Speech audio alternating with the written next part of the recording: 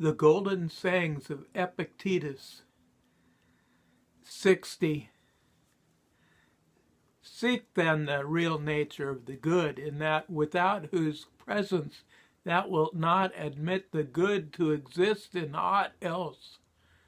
What then? Are not these other things also works of God? They are, but not preferred to honor, nor are they portions of God. But thou art a thing preferred to honor. Thou art thyself a fragment torn from God. Thou hast a portion of him within thyself.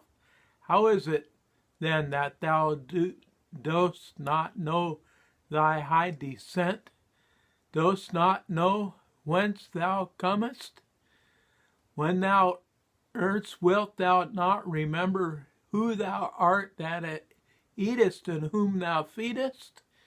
In intercourse, in exercise, in discussion, knowest thou not that it is a God whom thou feedest, a God whom thou exercisest, a God whom thou bearest about with thee? O miserable! And thou perceivest it not. Thinkest thou that I speak of a God of silver or gold that is without thee?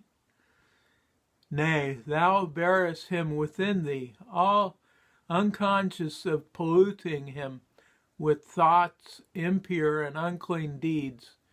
Were an image of God present, thou wouldst not dare to act as thou dost. Yet when God himself is present within thee, beholding and hearing all, thou dost not blush to think such thoughts and do such deeds. O thou that art insensible of thine own nature and liest under the wrath of God. 61. Why then we are afraid when we send a young man from the schools into active life, lest he should indulge his appetites intemperately, lest he should debase himself by ragged clothing, or be puffed up by fine raiment. Knows he not the God within him? Knows he not with whom he is starting on his way? Have we patience to hear him say to us, would I had thee with me? Hast thou not God where thou art, and having him dost thou all seek for any other? Would he tell thee aught else these things? Why wert thou a statue, a Phidias or Athens or a Zeus? Thou wouldst bethink thee both of thyself and thine artificer, and hadst thou any sense, thou wouldst strive to do no dishonor to thyself or him that fashioned thee, nor appear to beholders in unbefitting guise. But now, because God is thy maker, is that why thou carest not of what sort thou shalt show thyself to be? Yet how different the artists had their workmanship. What humans artists' work, for example, has in it the faculties that are displayed in fashioning it? It is aught but marble, bronze, gold, or ivory? Nay, where the Athens or Phidias has put forth her hand and received therein a victory, in that attitude she stands for evermore. But God's works more move and breathe.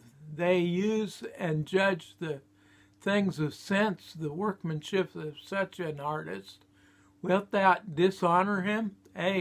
When he not only fashioned thee, but placed thee like a ward in the care and guardianship of thyself alone wilt thou not only forget this, but also do dishonor to what is committed to thy care. If God had entrusted thee with an orphan, wouldst thou have thus neglected him? He hath delivered thee to thine own care, saying, I had none more faithful than myself. Keep this man for me, such as nature hath made him, modest, faithful, high-minded, a stranger to fear, to passion, to perturbation. Such will I show myself to you all. What exempt from sickness, also from age, from death? Nay, but accepting sickness, accepting death as becomes a God. 62.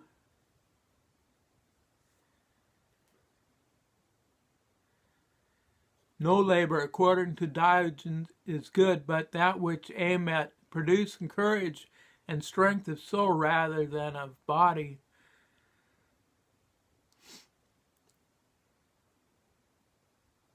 63.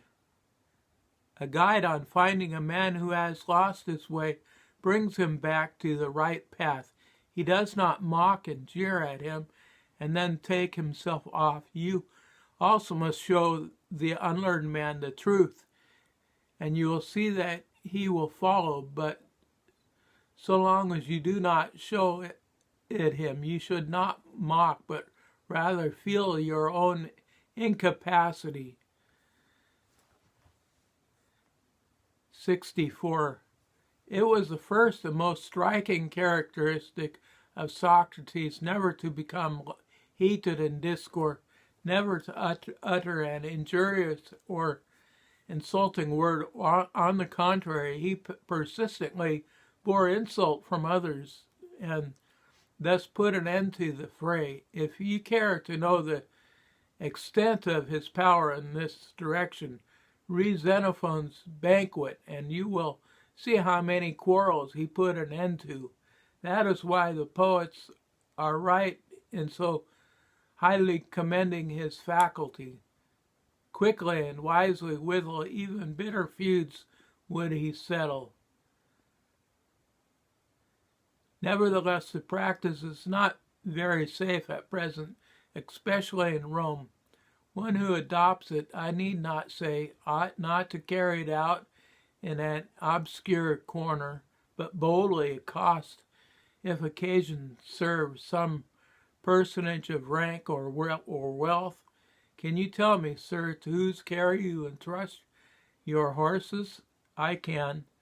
Is it to the first comer who knows nothing about them? Certainly not. Well, what of the man who takes care of your gold, your silver, or your raiment? He must be experienced also. And your body, have you ever considered about entrusting it to anyone's care? Of course I have, and no doubt to a person of experience, as a trainer, a physician. Surely. Are these things the best you possess, or have you anything more precious? What can you mean? I mean that which employs these, which weighs all things, which takes counsel and resolve. Oh, you mean the soul. You take me rightly. I do mean the soul. By heaven, I hold that far more precious than all else I possess. Can you show me then what care you bestow to the soul? For it can scarcely be thought that a man of your wisdom and consideration in the city would suffer you the most precious possession to go to ruin through carelessness and neglect. Certainly not. Well, do this, take care of yourself. Did anyone teach you the right method, or did you discover it yourself? Now here comes in the danger. First, that the great man may answer, "Why, what is it that you, my good fellow, are you my master?"